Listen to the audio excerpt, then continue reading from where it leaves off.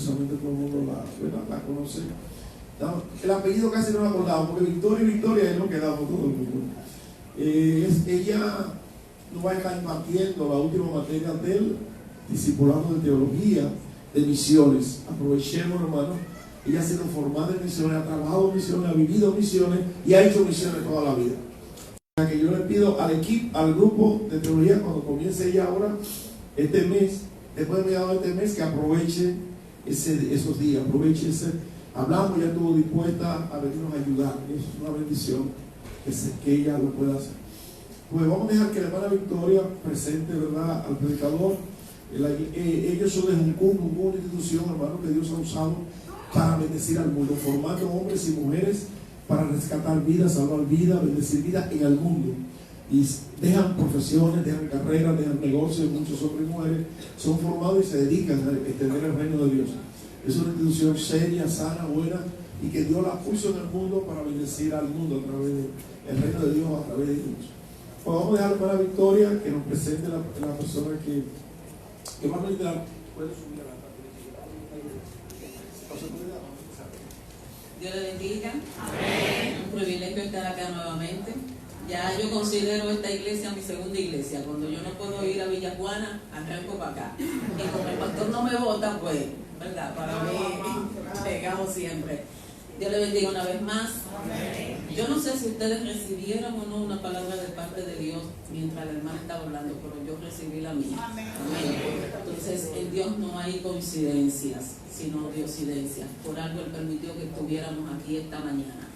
Pero no se trata de mí hoy, sino del pastor Dionisio Viana. Él es el director de Jucún, Viña del Mar en Chile. Y hablé con el pastor y él accedió a que estuviéramos esta mañana compartiendo con ustedes. Así que para no robarle más tiempo, Dionisio por aquí.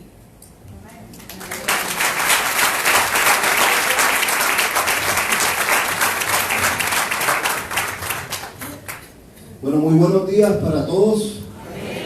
Que el Señor les bendiga. Realmente es un placer para mí estar aquí con ustedes. Mi nombre es Dionisio Viana, como decía Vicky. Yo soy colombiano, pero hace más de 15 años que estoy establecido en Chile. Dios nos llevó a una ciudad muy pequeña de Chile que se llama Pichilemu, pero donde hay un gran ministerio de juventud con una misión, yo creería que posiblemente de los más grandes de Latinoamérica. Y de ahí Dios nos llamó a Viña del Mar. No sé si han escuchado algo acerca de Viña del Mar. Es muy famosa por el Festival de Viña, ¿ya? Quizás en otros tiempos, quizás alguno lo vio, hoy en día ya no lo miramos. Pero bueno, realmente es un placer estar aquí en Dominicana. Para mí, cada vez que vengo a esta nación sucede algo muy especial. Siento que ustedes tienen un cielo literalmente abierto de parte del Señor. Cada vez que vengo a esta nación, Dios me habla muy claramente, muy específicamente, y eso se me hace raro porque digo, ¿por qué es tan fácil escucharte en esta nación? Y creo que tiene que ver con su historia, con su constitución, que tiene muchos principios bíblicos y aún con su misma bandera, ¿no? Creo que es una proclamación profética sobre la nación. Soy casado, estoy casado con una preciosa uruguaya, ¿ya? Y tenemos dos preciosos hijos chilenos.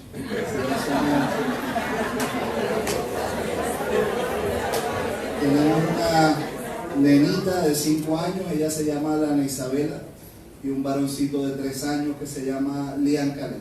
De paso les dejo la oración por Alana. Ha estado un poco enferma, creo que ha sido una de las áreas en las que a veces el enemigo quiere levantarse para distraernos un poco de la obra del Señor. Pero bueno, no siendo más, como dijo el pollo, vamos directo al grano. Amén. Así que, Señor, queremos darte gracias por tu palabra, gracias por la oportunidad que tú nos das de estar en este lugar. Te pedimos que tu presencia nos visite, como decía Vicky, mientras que nuestra hermana oraba, tú fuiste ya mostrando y hablando algunas cosas a nuestras vidas. Y yo oro, Dios, que esta palabra no sea la excepción, que tú también puedas estar hablando y ministrando nuestros corazones. Oramos para que seas tú hablando a nuestro espíritu y poniendo la convicción que tú quieres dejar en este día para nosotros. Yo oro declarando que simplemente soy un instrumento en tus manos y que la bendición y la palabra viene de ti. Así que oramos declarándonos tierra fértil para recibir lo que tú nos quieres entregar. Señor, inhabilitamos todo obrar del enemigo, todo espíritu distractor, Señor, y declaramos un tiempo de bendición. En el nombre de Cristo Jesús. Amén. Amén. Bueno, estaba orando por este tiempo, preguntándole al Señor, y justo Dios ponía algo en mi corazón, que hace algún tiempo yo lo titulé Ministros de Esperanza.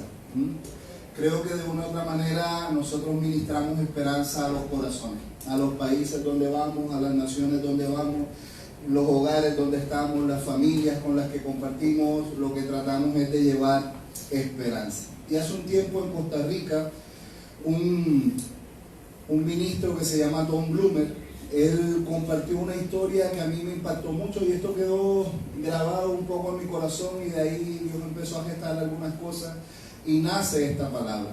Y quiero invitarlos a Juan capítulo 11, del versículo 1 al 4. Juan capítulo 11, del verso 1 al 4. Cuando usted lo tenga, regáleme un amén. Dice: estaba entonces enfermo uno llamado Lázaro de Betania, la aldea de María y de Marta su hermana. María, cuyo hermano Lázaro estaba enfermo, fue la que ungió al Señor con perfume y le enjugó los pies con sus cabellos. Enviaron pues las hermanas para decir a Jesús: Señor, he aquí, el que amas está enfermo. Oyéndolo, Jesús dijo: esta enfermedad no es para muerte, sino para la gloria de Dios, para que el Hijo de Dios sea glorificado por ella. Sabemos que Jesús recibe la noticia, y después que recibe la noticia decide quedarse unos días más. Y es interesante porque Jesús tiene en su poder el sanarle. Pero yo creo que lo que la gente no tenía presente es que también tenía en sus manos el poder para resucitarle. Y viste que muchas veces con nosotros, con la muerte viene la desesperanza. Es como que la esperanza se mantiene viva hasta que este evento sucede. Pero algo que Jesús nos muestra es que aún más allá de la muerte, Él todavía tiene el poder para mantener la esperanza viva en nuestros corazones. Así que vemos que Jesús está con sus discípulos, está en otra región, le llega la noticia: oye, mira, aquel que tú amas está enfermo, y enfermo de muerte. Y Jesús dice: esta enfermedad no es para muerte, y sigue predicando el evangelio y se queda haciendo lo que está haciendo. Me gustaría hacerte una pregunta. Si a ti te dicen que un familiar tuyo cercano, alguien a quien tú amas mucho, está enfermo y está enfermo de muerte, y en tus manos está el poder para sanarle, ¿qué harías? Pero creo que Jesús tenía un plan diferente. El plan de Jesús iba un poco más allá, ¿ya?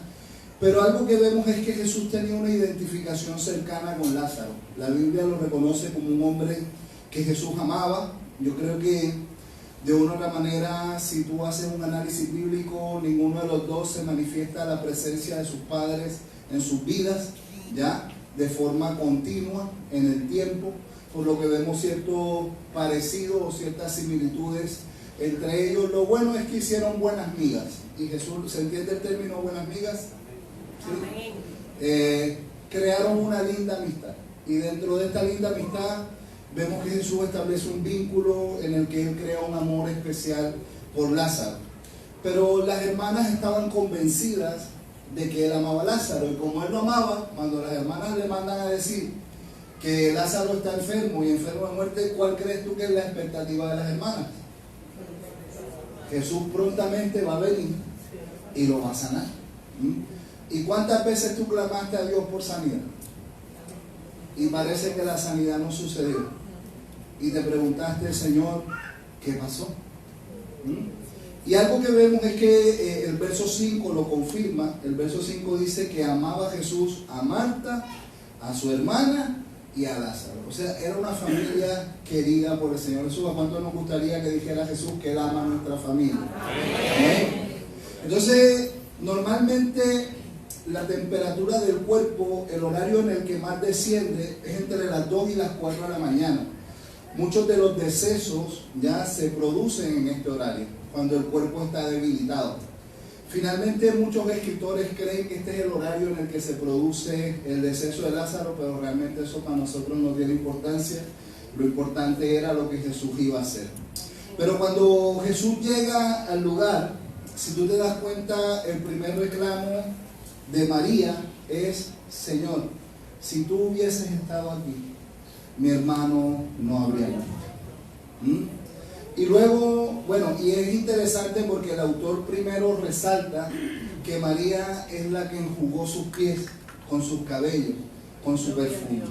Entonces, algo que nosotros vemos es que ella tuvo una actitud de adoración. Inicialmente, ella fue la que se quedó con la mejor parte. ¿Se acuerdan de este pasaje? Marta, Marta, afanada estás. Pero ella ha escogido la mejor parte, que no le será quitada. Y es interesante que ella escoge la parte de adorar a Jesús, y Marta se afanaba en los quehaceres. Pero aquí la primera que sale a presentar el reclamo es María. Señor, si tú hubieses estado aquí, mi hermano no habría muerto. Luego aparece Marta, y si tú lees el texto le dice las mismas palabras: Señor, si tú hubieses estado aquí, mi hermano no habría muerto.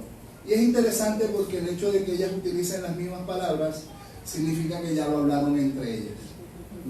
O sea, ¿por qué Jesús no vino? ¿Por qué Jesús no estuvo cuando más lo necesitábamos? ¿Alguna vez te hiciste esa pregunta? ¿Dónde estaba Jesús en este momento? Situaciones difíciles, tiempos difíciles. Muchas veces nos preguntamos: ¿dónde está el Señor? Pero amados, como dice esta alabanza, aunque usted no lo pueda ver, Él siempre está obrando. Finalmente, Jesús le responde lo mismo: esta enfermedad no es para muerte, esta enfermedad es para la gloria de Dios. Y yo creo que ellas no entendían el propósito, porque el punto es que la esperanza llega a un punto en el que cuando no sucede lo que tú pensaste que iba a suceder, tú pierdes la esperanza. Pero lo lindo de este pasaje es que Jesús quiebra todos los esquemas, porque Él mantiene la esperanza viva aún después de la muerte. Y muchas veces nosotros estamos clamando por algo, orando por algo. Esta mañana, bueno, escuchaba el término tiempos nuevos o tiempo de cosas nuevas. Pero es interesante que lo nuevo no llega si la esperanza no está viva. Y yo creo que para que nosotros podamos caminar en lo nuevo, nosotros tenemos que mantener la esperanza de que eso nuevo va a llegar. El punto es que no siempre llega como yo quiero que llegue, no siempre se manifiesta como yo quiero que se manifieste, y parece que Jesús hace las cosas un poquito diferentes. En mi caso, yo hubiese hecho lo mismo que usted. Yo hubiese agarrado mi avión, hubiese agarrado lo que fuese, hubiese llegado y hubiese orado por mi ser querido y hubiese proclamado esa sanidad. Pero en el caso de Jesús, Él lo deja morir, lo que nos indica que hay una intención de parte de Jesús en que Lázaro muera. ¿Por qué? Porque hay un plan, porque hay un propósito. Y muchas veces vivimos cosas en nuestra vida y cuestionamos a Dios. No sé si alguna vez cuestionaste a Dios. Cosas como lo que el pastor nos contaba. Son cosas que de una manera te llevan a preguntarte: ¿por qué? ¿Por qué lo permitiste, Señor? ¿Por qué dejas que estas cosas sucedan? ¿Por qué permites estas cosas si tú eres un Dios bueno? Pero amados, no siempre las situaciones, bueno, nunca las situaciones determinarán quién es Dios. Lo que determina quién es Dios es su palabra. Y nosotros nos mantenemos fieles a su palabra. Y si su palabra dice que Dios es bueno, es porque Él es bueno. Entonces tus circunstancias nunca determinarán quién es Dios. Dios es Dios. ¿Me voy a entender? Entonces, finalmente muchas veces nosotros nos hacemos esta misma pregunta: ¿dónde estaba Jesús? Y a veces caemos en este error de cuestionar a Jesús, de cuestionar a Dios. Pero amado, aunque hay cosas que no las entendemos, Él siempre está obrando a nuestro favor. Porque dice la palabra que a los que aman a Dios, es interesante que todos me dicen la parte A del versículo, pero no me dicen la parte B del versículo.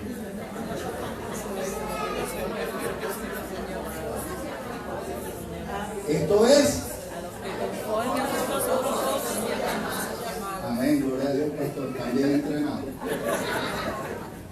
Pero si tú te das cuenta, entonces no todas las cosas le hacen bien a todo el mundo. Esto es a los que viven conforme a sus propósitos. Entonces, amado, cuando usted toma decisiones fuera de sus propósitos, después no aparezca con el cuento, no, que a los que aman a Dios todas las cosas nos ayudan para bien. Amado, ese adulterio no te ayudó en nada. Esa fornicación no te ayudó en nada. Ese pecado no te ayudó en nada. Lo único que trajo fue dolor. Pero como a los que aman a Dios, no.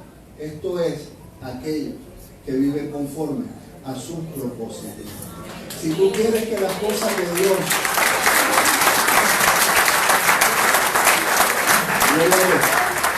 si tú quieres que las cosas de Dios te ayuden para bien, tú necesitas estar donde quiere Él que tú estés.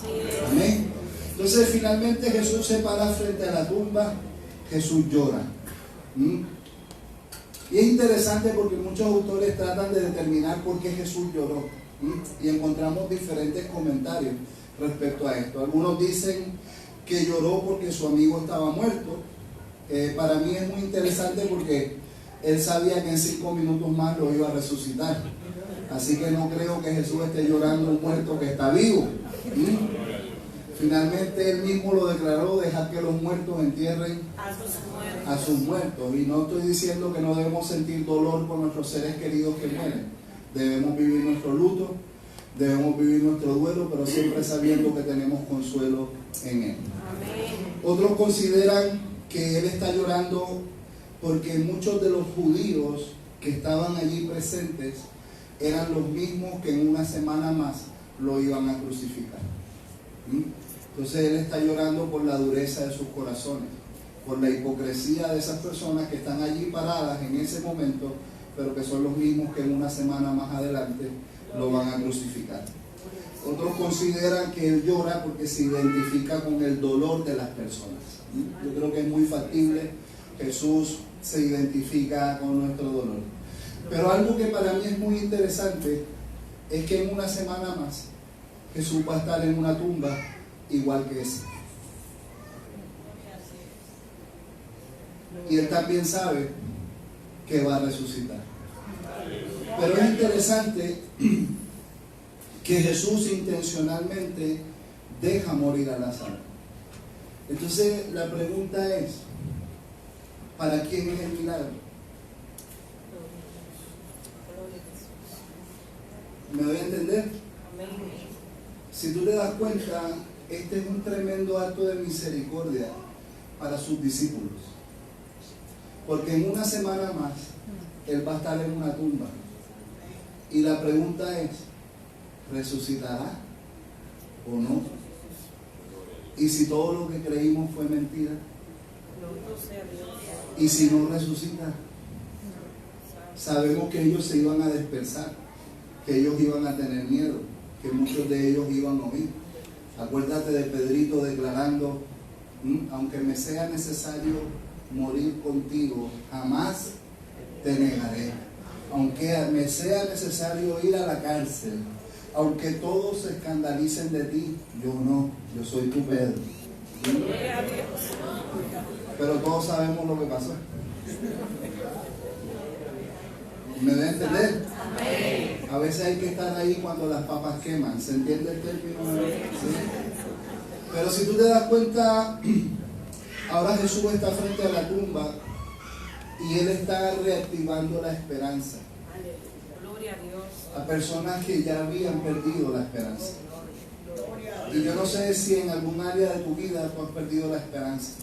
Si es un esposo, si es un hijo, si es una situación, si es un estrés, si es un dolor, si es una depresión, si es una lucha. Pero si tú te das cuenta, Jesús trae esperanza aún cuando la gente cree que ya la esperanza murió. Finalmente Él se para frente a esta tumba, invita a Lázaro a resucitar. Y si te das cuenta, el mensaje es para sus discípulos, lógicamente para todos nosotros. Pero Jesús les está diciendo a través de este acto: en una semana más, cuando yo esté en un lugar igual a este, no duden, porque yo tengo poder sobre la muerte.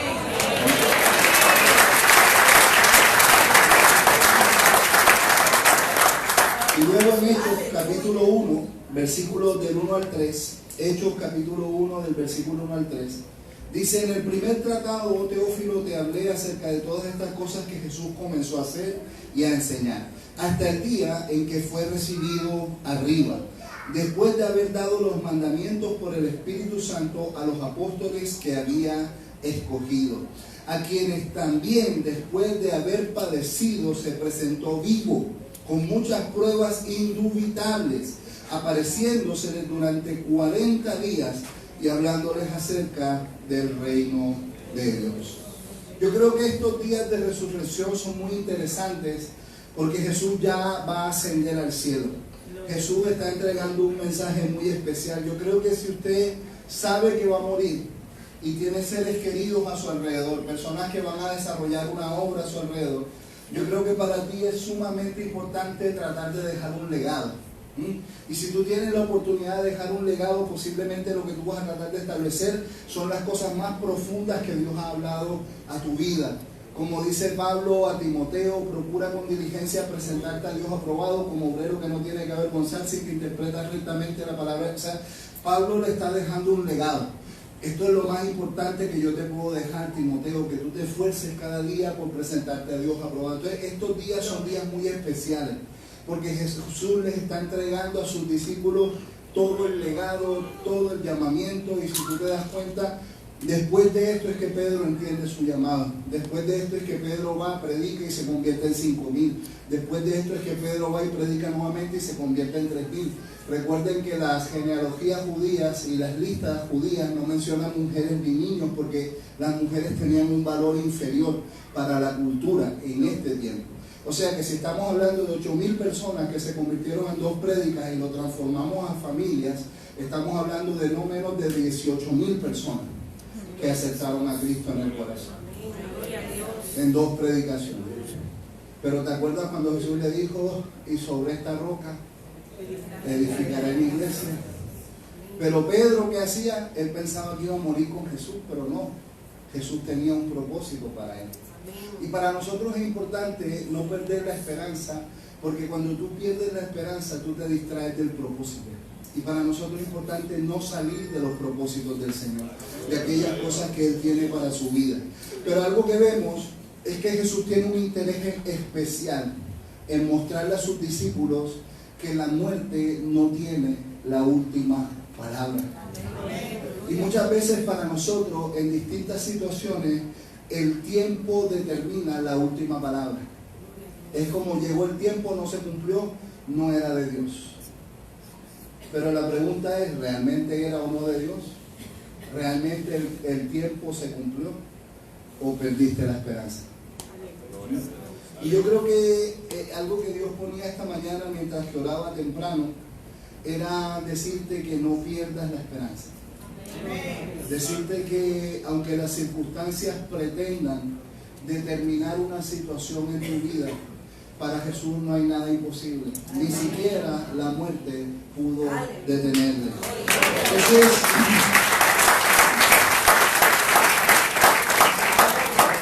algo que nosotros vemos es que en medio de la crisis, Jesús se preocupó de mostrarle a sus discípulos que ellos necesitaban mantener viva la esperanza.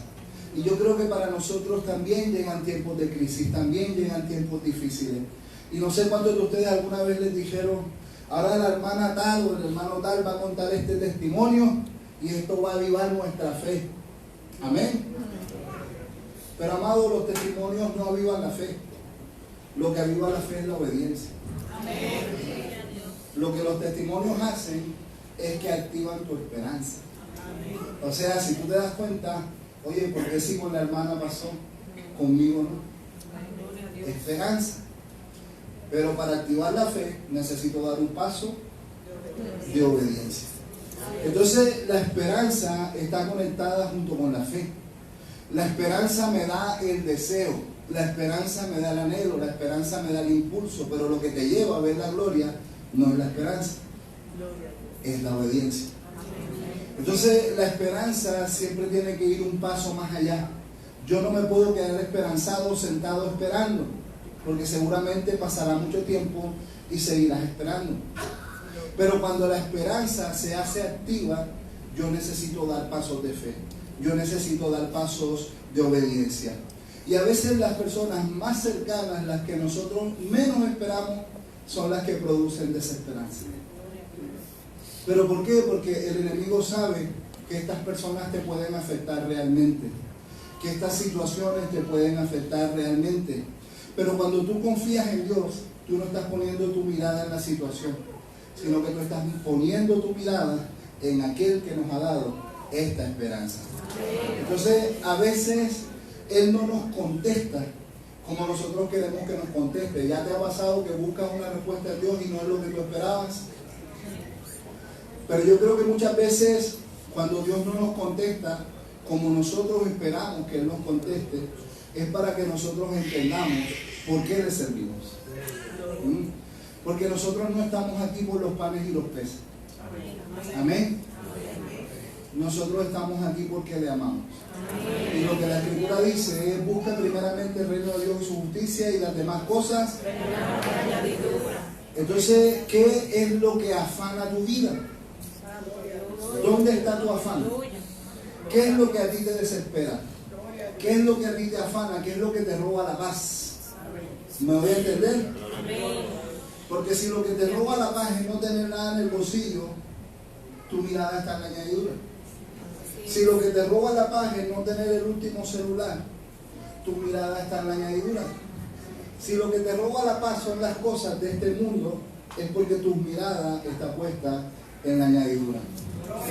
Pero cuando lo que te inquieta, lo que te desespera, es buscar su presencia, tú eres consciente de la añadidura llegará sola.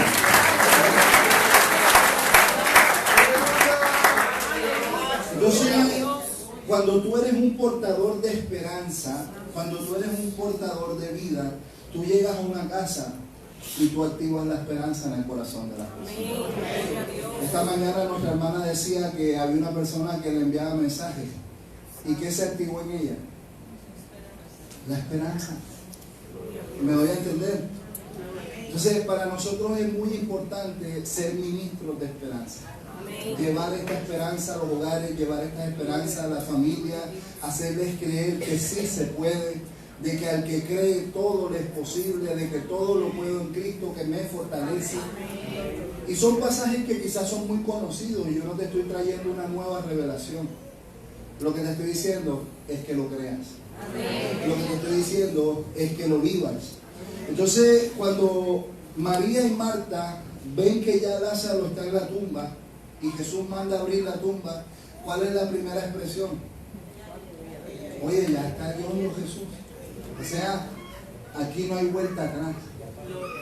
La gente está luchando con la incredulidad. Y de repente Jesús dice: levántate y anda. ¿Pero por qué? Porque muchas veces nosotros no entendemos el poder de la resurrección. Entonces, amados, aunque hayan cosas que tú crees que ya murieron, tú no sabes si para Jesús están muertas. Y aunque estuviesen muertas, Jesús tiene el poder para resucitar.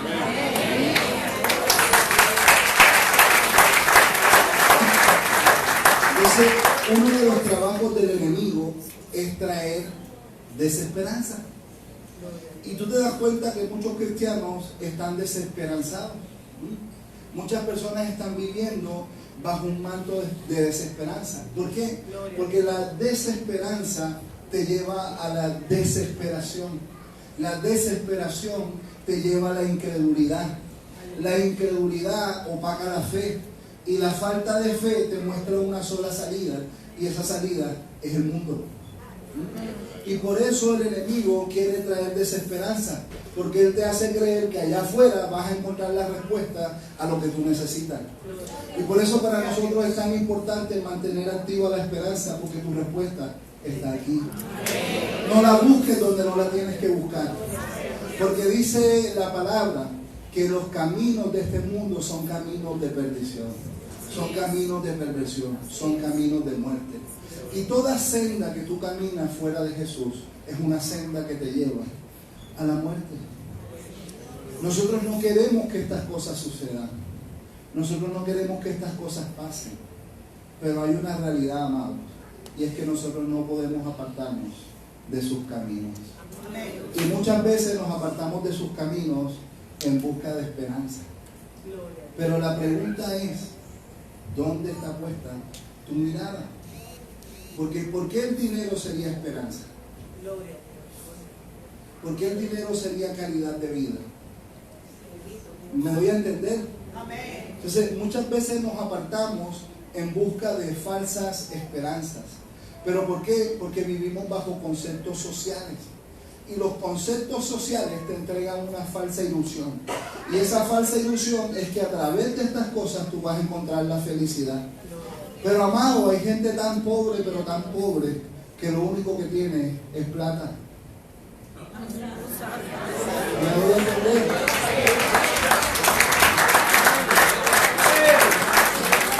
Entonces, cuando tú dejas de orar, es allí donde tú comienzas a perder tu esperanza. Por eso me alegró tanto cuando el pastor dijo, oramos de lunes a domingo y cerramos este tiempo en oración. Amado, porque si hay algo que sostiene a un cristiano y mantiene viva la esperanza, es la oración. Pero cuando usted deja de orar, usted comienza a perder la esperanza. Entonces, la esperanza es como el terreno que fertiliza la fe. Entonces, cuando usted mantiene viva la esperanza, su terreno está listo para dar un paso de fe. Y muchas veces nosotros decimos que la fe es como un salto en el vacío. No sé cuántos escucharon alguna vez esa expresión. Pero si tú te das cuenta, no hay terreno más seguro que la fe. Porque si Dios te está hablando y su palabra dice que Dios no es hombre para mentir, entonces ¿cuál es el terreno más seguro que tú te puedes mover? El terreno de la fe. ¿Y qué dice Hebreos 11:1? Y hace algunos años, ¿cómo estamos de tiempo, pastor? Yo no pregunté los horarios. Todavía más a las 10, está suficiente. Ok, ya vamos arriba. Entonces, hace un tiempo yo me encontraba en un gimnasio, no pareciera, pero en ese tiempo me encontraba en este lugar. Y yo estaba a cargo de este lugar como manager. Pero yo hacía mi tiempo a solas en este lugar. Era una base de jucún bastante grande, había una piscina, un gimnasio, y yo estaba a cargo del gimnasio, no me había casado, así que habían 35 kilos menos en este cuerpo. Después me casé y llegó la esperanza. Pero orando, Dios me hace una pregunta y Dios me dice: Dionisio, ¿qué es la fe? Y como todo buen soldado Jesucristo, que le dije, la certeza de lo que se espera y la convicción de lo que no se ve, aprobé. Pensaste que me ibas a corchar. Y Dios me dijo: Dionisio, dame una definición tuya de fe, tuya, propia, de fe, de lo que tú entiendes que es la fe. Y bueno, Señor, es como algo que tú no puedes ver, pero aunque tú no lo ves, tú lo crees. O sea, finalmente le dije lo mismo, cambiando las palabras. ¿Y quién va a poder engañar al Señor? No, hijo, dame un concepto tuyo propio de fe. Mira, es como una certeza ahí en el corazón. No, estás volviendo a lo mismo, hijo, dame una definición. No tengo, Señor, pero la voy a conseguir. Así que salí a caminar por la base y a preguntarle a diferentes personas: dame un concepto tuyo propio de fe. Amados, todos me decían exactamente lo mismo. Ya algunos me cambiaban las palabras, hasta que llega un chico y este chico me dice: mira, Dionisio, la fe es como un hombre que está parado sobre la rama de un árbol, pero esta rama no está sujeta a ningún tronco. Y aunque no hay un tronco visible que la sostenga, este hombre está sustentado por el poder de Dios.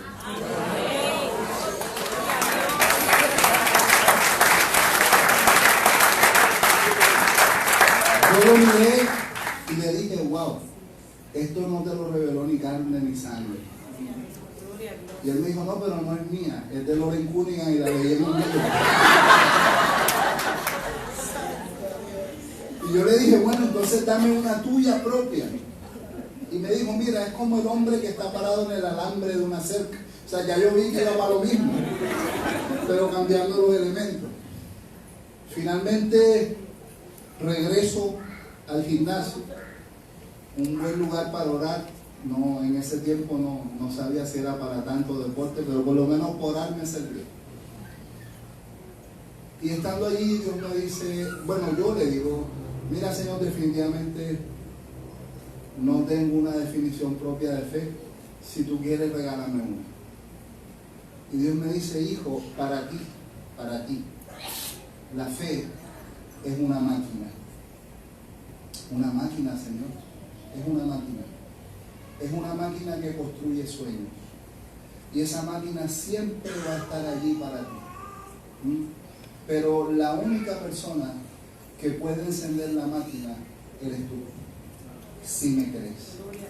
Y cuando tú me creas, tú activas la llave que enciende la máquina, y esa máquina es la que construye los sueños. Y desde ahí, esa ha sido mi fe. Tratar de creerle al Señor, esforzarme por creerle a Dios, y finalmente ver cómo su máquina construye su sueño, lo que Él ha puesto en nuestro corazón. Entonces, amado, cuando Dios trae una promesa, cuando Dios trae una palabra, el enemigo lo que trae es desesperanza. O sea, hacerte creer que eso no va a pasar, hacerte creer que eso no va a suceder. El único problema es que cuando tú no lo crees, la máquina se apaga. Pero mientras que tú lo crees y caminas por fe, esta máquina está construyendo esas cosas que Dios ha puesto en tu vida.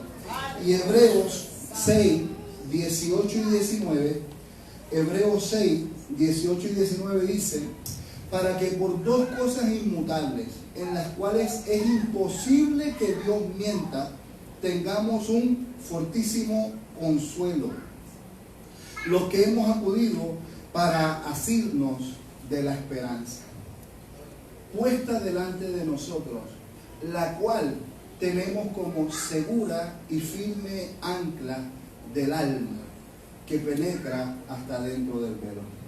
Si tú te das cuenta, la definición que la Biblia nos entrega de la esperanza es que la esperanza es el ancla para nuestra alma.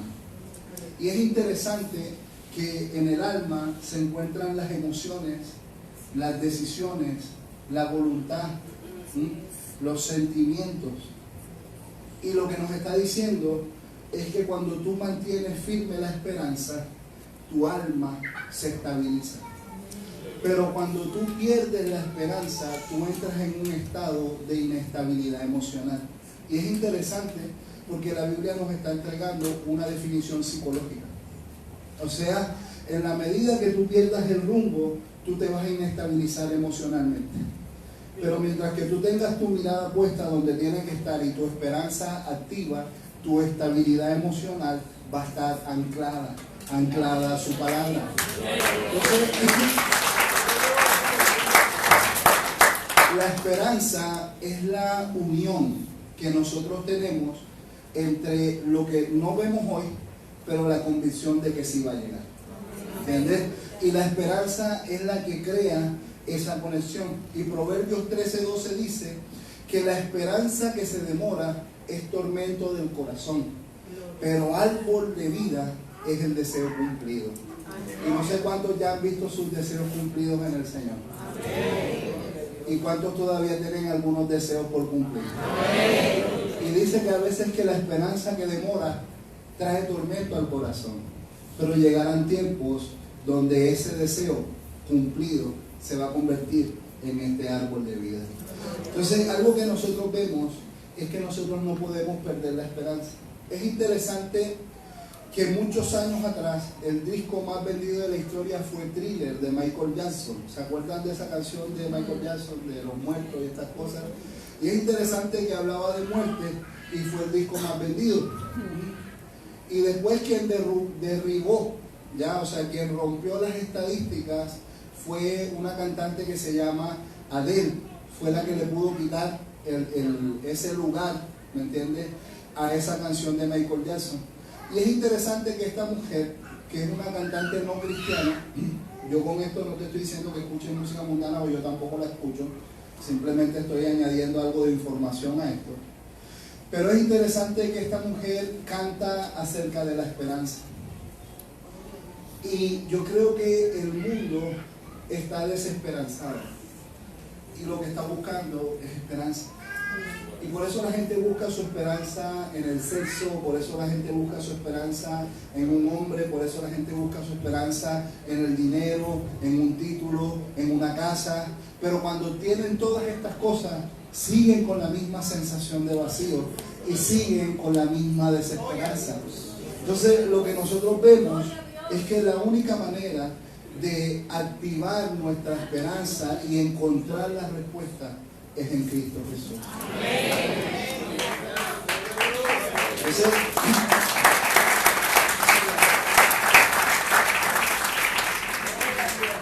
hay tres maneras en las que nosotros podemos reactivar nuestra esperanza.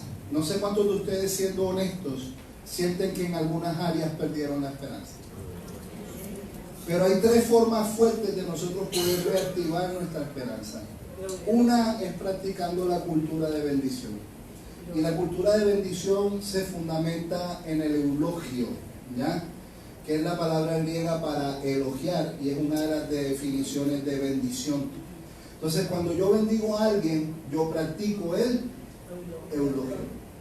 ¿Entendés? Entonces, a través del eulogio lo que yo hago es elogiar a las personas. Entonces, cuando usted practica una cultura de bendición, usted practica el elogio. Amado, qué bien te ves. Amado, tú eres una bendición para mi vida. Aunque tú crees que eres un fracaso, no, Dios te ha llamado a victoria. Entonces, si tú te das cuenta, cuando tú practicas una cultura de bendición que está lejos de la crítica, lo que tú activas es la esperanza. Entonces, amados, nosotros podemos ser portadores de esperanza y activar la esperanza en otras personas. Pero para esto tenemos que vivir una cultura de bendición. No una cultura que se enfoca en la crítica, la murmuración, el chisme, porque todas esas cosas lo que traen es desesperanza. ¿Sabías tú que estadísticamente hay mucha gente que no regresa a la iglesia por miedo a lo que van a decir los hermanos? Y es triste. Porque creo que sería lindo que la gente dijera, fue tan lindo ese tiempo dentro de esa congregación, que definitivamente no he vivido un mejor tiempo que estar dentro de esa iglesia. ¿Bien? Por otro lado, otra forma de activar nuestra esperanza es edificarnos en su palabra. ¿Por qué? Porque su palabra está llena de promesas y estas promesas mantienen activa nuestra esperanza. Vamos rápidamente a Romanos capítulo 15, verso 4. Romanos capítulo 15, verso 4 dice: porque las cosas que se escribieron antes para nuestra enseñanza se escribieron, a fin de que por la paciencia y la consolación de las Escrituras tengamos esperanza. Entonces, si tú te das cuenta, la Escritura activa nuestra esperanza. La Escritura es la que tiene esa palabra de vida que nos lleva a creer. Y en este mismo capítulo, el verso 13 dice: y el Dios de esperanza os llene de todo gozo y paz en el creer, para que abundéis en esperanza por el poder del Espíritu Santo. Para que abundemos en esperanza por el poder del Espíritu Santo. Y finalmente, por esto juega un rol tan clave la oración. Porque a través de la oración es que nos encontramos con el Espíritu Santo. Y Romanos 12:12 dice: gozosos en la esperanza, sufridos en la tribulación y constantes en la oración. Amados, junto con mi esposa nosotros vivimos un proceso difícil en el ministerio. Nosotros perdimos 3 hijos en el ministerio, ¿ya? Fueron bebés que no nacieron, ¿ya? Ella los perdió en el vientre, pero fueron procesos tristes, fueron procesos dolorosos para nosotros, muchas preguntas, muchos por qué, muchos cuestionamientos, ¿ya? ¿Por qué, Señor, si hay tanta gente en el mundo que no quiere tener hijos y tienen hijos, tantas adolescentes quedando embarazadas irresponsablemente, muchos hijos creciendo con sus abuelas porque las mamás no lo están criando? Y una familia como nosotros que está viviendo principios, que quiere hacer las cosas bien, ¿por qué nos pasa esto? Y empiezan como todas estas ideas, todos estos cuestionamientos. Y recuerdo que en la segunda pérdida yo me sentí muy desanimado. Yo me enojé con Dios y le dije: Señor, ¿sabes qué? Estoy molesto contigo y sinceramente no quiero hablar contigo. Y quiero vivir mi proceso solo. No sé si alguna vez te peleaste con el Señor. Yo sé que nos vamos a reconciliar porque tú eres Dios y se supone que yo soy un hombre de Dios. Pero en este momento sabes que yo no quiero compartir contigo mi dolor, yo quiero compartir mi dolor solo. Así que déjame solo. Y sabes que me acosté en mi cama, empecé a procesar este dolor y gracias a Dios por la mujer que me dio. Porque yo empecé a entrar en un estado profundo de tristeza y ella se dio cuenta. Y yo tenía muchos cuestionamientos porque yo te estoy hablando de que nosotros tuvimos estas pérdidas dejando todo por el Señor. O sea, sirviendo a Dios a tiempo completo, fielmente y esforzándonos sinceramente por una vida de santidad. Y esto me trajo como mucha tristeza, como ¿por qué? ¿Por qué? Y muchos cuestionamientos. Pero de repente mi esposa me dice: mi amor, ¿cuál fue la palabra que Dios te dio para este año?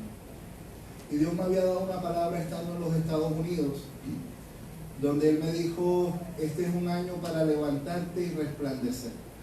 Y cuando Dios me dijo levantarte y resplandecer, yo dije: amén, gloria a Dios, que Él no dice amén a una palabra así.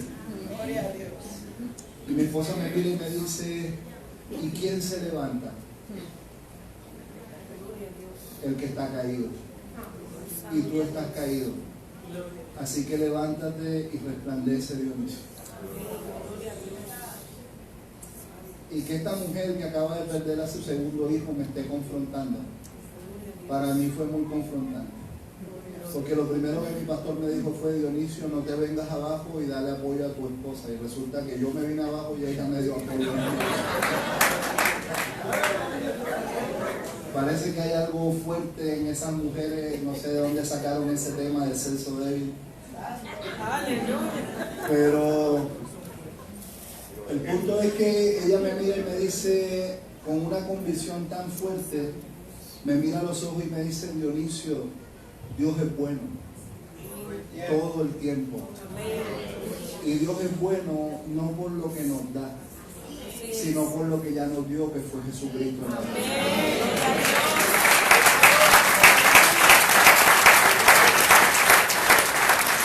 Y amado, que esa mujer te esté confrontando de esa manera, no hay cómo contrarrestar eso. Así que me levanté, me bañé y dije: ok, Señor, empezamos de nuevo. Tiempo nuevo. Amén. Pero luego oramos porque queríamos tener familia. Y nos fuimos a una escuela de liderazgo. En esta escuela de liderazgo justo dan un seminario de sanidad física un hombre que se llama Gary McKee, él es director de Juventud en una Misión en España. Y el seminario creo que habrán sido 2 hojas. Y lo demás dijo: esto es práctica y ver la gloria de Dios. Así que nos llamaron a orar. Cuando nos llamaron a orar, yo me fui para el baño, porque Dios me estaba hablando en mi mente: ora y bendice el vientre de tu esposa. Y yo le había dicho a Dios: háblame en cualquier área, menos en esto. Si tú quieres hacer algo, hazlo tú. Para que tú entiendas un poquito el contexto, yo había orado por mujeres que no podían tener hijos y tuvieron. Entonces, cuando esto pasa con mi esposa, el cuestionamiento es: ¿por qué con otros sí? Y ahora por mi propia esposa no. ¿Me voy a entender? Entonces, cuando Dios me dice: ora y bendice el vientre de tu esposa, yo le digo: no, si tú quieres hacerlo, hazlo tú. Pero yo no me quiero equivocar de nuevo, porque las 2 veces anteriores yo sentí que tú me hablaste y Gabriela igual perdió. Así que me fui para el baño para no escuchar a Dios. ¿Viste cómo Jonás se subió? Pero fue peor. A Jonás le llegó la tormenta, a mí Dios me empezó a atormentar. Dios no te atormentan los demonios. Pero sí, Dios te calienta los pies. Porque Él te quiere llevar a su propósito. Así que esta voz se hizo más fuerte y yo sabía que yo no podía desobedecer. Así que me regreso, viste como cuando el niño manda a comprar pan, que él va enojado, pero obedece, porque si no sabe que... Así que me regreso y digo, bueno, Dios me habló que ore por mi esposa. Yo sé que para ella no es fácil porque no es un tema que le gusta que se toque públicamente, pero Dios me dijo que bendiga el vientre de mi esposa. Y el objetivo del seminario es que si Dios quería hacer algo, tú tenías que sentir la presencia del Espíritu Santo palpablemente. O sea, tenía que ser algo muy real. O sea, tú orabas por sanidad, pero tú le preguntabas a la persona, ¿estás sintiendo algo? Y si la persona te decía sí, ok, Señor, vamos por la obra completa. ¿Me entiendes? Pero era como, tiene que haber una manifestación. Si la manifestación no está, posiblemente no es el tiempo de Dios ni la voluntad de Dios para ese momento. Entonces, yo empiezo a orar por mi esposa y Gary me dice, bueno, pregunta. Y le digo, mi amor, ¿estás sintiendo algo? Y Gabriela me dice, no. Así que yo dije, bueno, nuevamente me equivoqué, permiso, no era Dios. Pero cuando me doy vuelta, Gabriela me dice, espera, estoy sintiendo algo aquí. Y Gary me dice, ahora, tócala. Y en ese momento yo voy y toco su vientre, y cuando yo toco su vientre, mi esposa salta. Y ella salta y me dice, por favor no me toques que me estás quemando. Y Gary diciéndome, dale porque es el Espíritu Santo. Así que mi esposa empieza a sudar y empieza ella estaba como muy temblando, ¿me entiendes? Como una cosa muy poderosa de parte del Señor. Oramos, bendijimos el vientre y en ese momento Gary dice, rápido, todas las mujeres que quieran tener hijos, pasen porque Dios quiere hacer algo en esto, y empezamos a orar en esa dirección. Y fue tremendo porque varias de las mujeres quedaron embarazadas enseguida. Y junto con mi esposa empezaron las conversaciones. ¿Ok? ¿Crees que Dios hizo algo? Amén. O sea, si hay una manifestación así y Dios no hizo algo, o sea, entonces ¿qué hacemos? ¿Nos cuidamos o no nos cuidamos? Porque es como, ¿le creemos al Señor o no le creemos? Y finalmente yo le digo, mira, yo creo que no nos cuidemos. O sea, si ya Dios hizo un milagro, caminemos en el milagro. Y resulta que mi esposa, porque el problema de mi esposa no era quedar embarazada, ya el problema era que naciera. Y resulta que mi esposa queda embarazada como a la semana y se viene la tercera pérdida. Y esto fue devastador. O sea, esto fue algo... Para nosotros fue, ¿qué pasó? ¿Me entiendes? Porque es pensar en todo lo que pasó. Entonces tú te empiezas a cuestionar. Fue emocional, no era el Espíritu Santo, pero ¿por qué las otras que oramos sí quedaron embarazadas? Entonces, ¿qué está pasando, Señor? Y empiezas a pelear con Dios, a cuestionar a Dios, y empiezas a perder la esperanza. Y ese día... mi esposa ora y en su oración ella dice, Dios, yo no quiero coleccionar hijos en el cielo. Si tú me los vas a dar, dámelos aquí en la tierra. Y si tú no me quieres dar hijos, entonces háblame ahora y dime que no me los vas a dar, porque yo te seguiré dando gloria. Pero de las 3 pérdidas, fue la primera que yo vi que mi esposa se vino abajo. Y ahí yo me empecé a enojar con Dios. Señor, si no nos quieres dar hijos, no nos des. Está bien. Yo sé que ahora voy a estar enojado, voy a estar molesto por un tiempo, pero yo sé que tú eres Dios y más adelante nos vamos a arreglar. ¿Entendés? Pero hay una sola cosa que yo creo que no estaría dispuesto a negociar. Y es que tú no me devuelvas a mi esposa como ella es.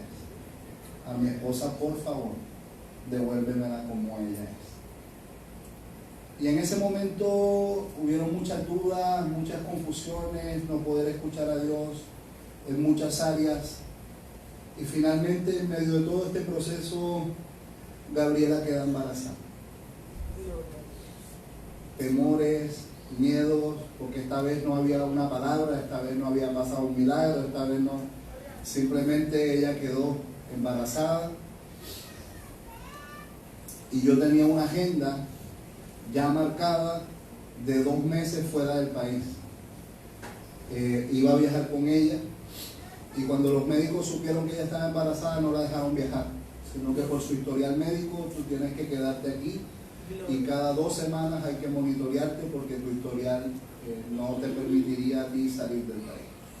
¿Qué hacemos? Cancelamos todo, hay todo un equipo esperando por nosotros. Gabriela valientemente me dijo: mi amor, vaya tranquilo y confiemos en el Señor, yo lo voy a estar esperando acá.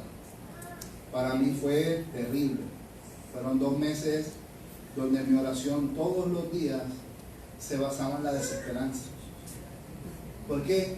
Porque el enemigo pone miedos en tu corazón para que tus oraciones se fundamenten en la desesperanza.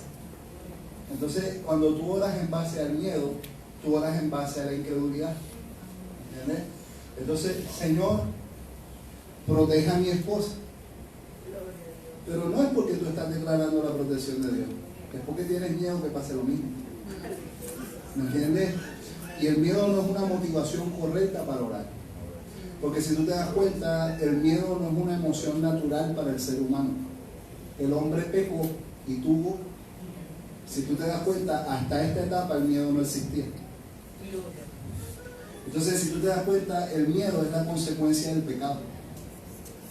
Entonces, finalmente, cuando tú oras por miedo, tú estás orando en base al pecado. Y yo empiezo a decirle a Dios como una amenaza en mi oración: si a mi esposa le pasa algo, Señor, y yo no estoy allá, créeme que yo me voy a enojar mucho contigo. Así que por favor, protégela. Por favor, guárdala. Y lo peor es que yo estaba ministrando en medio de mi incredulidad. Pero te das cuenta que estás tan ciego que tú no logras percibir que estás siendo incrédulo. El punto es que mi esposa en la semana 8, el bebé dejaba de crecer y en la semana 12 se producía el aborto. Las que son mujeres saben que en la semana 8 es la primera ecografía porque están los latidos, y en la semana 12 es la segunda ecografía porque es cuando ya todo viene por buen camino. Entonces la semana 12 es como lo que marca el rumbo de que ya todo está bastante ok. Así que llegó el día de la semana 12. Yo tenía mucho temor de cuando sonara ese celular y escuchar las palabras de mi esposa. Así que esa mañana yo oré y recontraoré, y mi oración era la misma: protégela, que no le pase nada si yo no estoy. Por favor, Dios, no permita que a mi esposa le pase algo, que yo no pueda estar ahí para brindarle apoyo, consuelo, y más por estarte sirviendo a ti. Es como no me puedes pagar de esa manera. Y de repente Dios me dice: hijo, todas tus oraciones se basan en el miedo. ¿Por qué no me das gracias? Y fue tan difícil darle gracias, porque yo tenía miedo de que volviera a pasar. Y de repente yo dije: ¿sabes qué, Señor? Yo escojo darte gracias. Y en ese momento me quebranto y empiezo a derramarme en la presencia del Señor, y pasa por mi mente una niña y suena el teléfono. Aló, mi amor, está todo bien, tranquilo.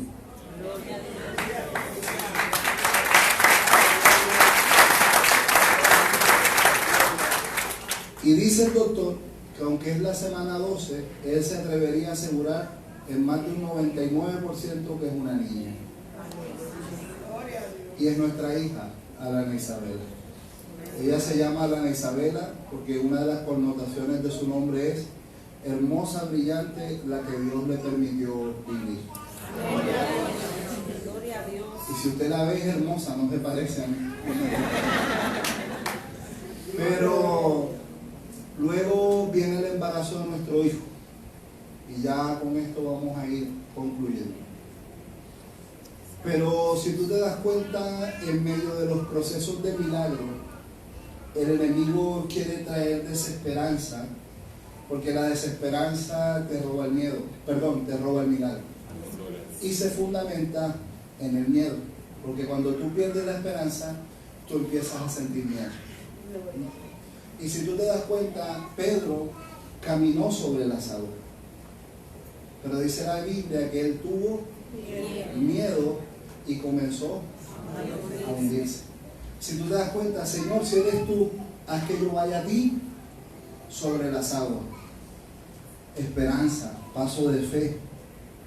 Pero de repente tormentas, situaciones contrarias, y él empezó a sentir miedo y comenzó a hundirse. ¿Y qué es lo que Jesús reprende en él? ¿Por qué dudaste, hombre de poca fe? Oye, si yo fuera Pedro, lo miro y le digo, si yo tengo poca fe, ¿qué se deja para los que están en la barca? Oye, Pedro caminó sobre las aguas. ¿Alguno de ustedes ya caminó sobre las aguas? Ya lo intentaron. Amado, en Colombia yo trabajaba como manejador canino de narcóticos y explosivos y hacía servicios de seguridad como escolta. Y haciendo un servicio de seguridad en una isla, ya yo era cristiano. Me voy a la playa a hacer mi tiempo a solas con Dios. Abro la Biblia y ¿dónde se me abre? Pedro caminando sobre las aguas. Eran como las 4 de la tarde, ya los huéspedes se habían ido a sus habitaciones, yo estaba solo en la playa. Miré por un lado, miré para el otro. No había nadie. Así que yo dije, bueno, Señor, amén. Cerré mis ojos, abrí los brazos. Y amado, yo sé que tú no me vas a creer lo que pasó ese día. Pero me hundí. Ustedes pensaron que había ganado. No, amado. No caminé sobre las aguas. Pero cuando me hundí, lo primero que le dije fue, pero yo lo intenté. ¿Me entienden? Como Señor, yo soy un hombre de fe. Y Dios me habló. Y Dios me dijo, el problema de Dionisio es que tú haces cosas que yo nunca te he pedido. Y aún así, tú quieres que yo te respalde. Entonces, amado, muchas veces nosotros hacemos cosas para parecer espirituales, pero son cosas que Dios nunca te ha pedido. El punto es que el enemigo quiere traer esta desesperanza. Finalmente, mi esposa queda embarazada nuevamente. Ahora vamos a la ecografía de la 8ª semana y no habían latidos. El bebé estaba muerto. Así que nuevamente los miedos, nuevamente las inseguridades, nuevamente las luchas, nuevamente los por qué. Ya teníamos una agenda con Brasil.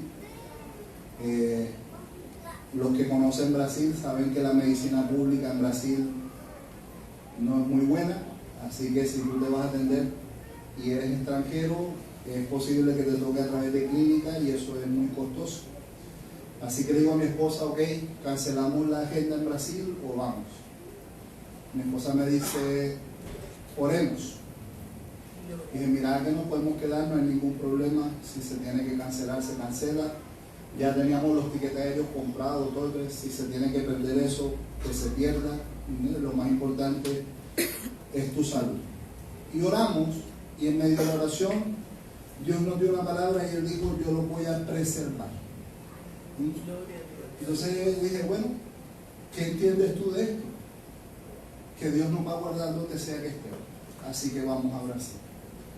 Y si se produce el deseo, o sea, si se produce la pérdida allá, o sea, el aborto allá, Dios nos va a preservar, ¿ya? Pero estemos tranquilos. Entonces ella escogió creerle a Dios aún con un bebé muerto en su vientre. Pero esa noche, cuando yo me acuesto a dormir, empiezo a tener un sueño. Y en este sueño aparece un hombre con un manto blanco. Yo nunca vi su rostro, solo veía sus manos y un manto brillante.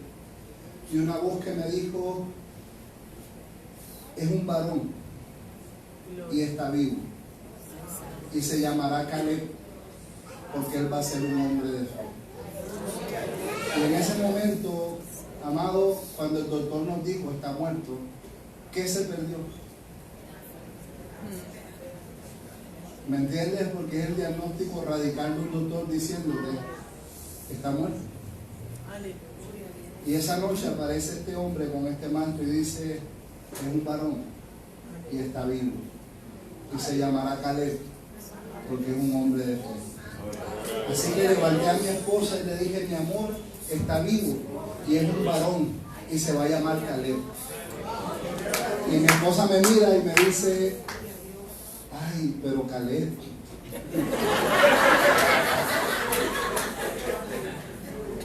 Y le digo, el Caleb tienes que ponérselo en alguna parte, porque es la identidad que Dios le dio. Así que mi hijo se llama Liam Caleb. A la semana regresamos, el doctor tomó nuevamente la ecografía y ahí estaban los latidos.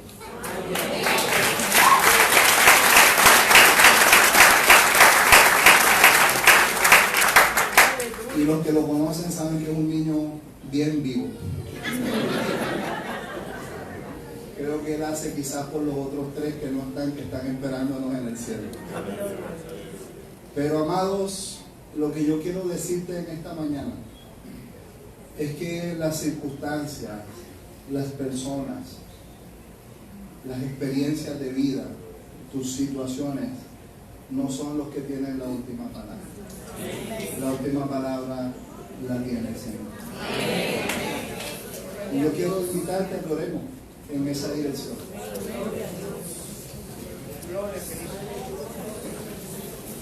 Porque quizás en algunas áreas hemos ido perdiendo la esperanza.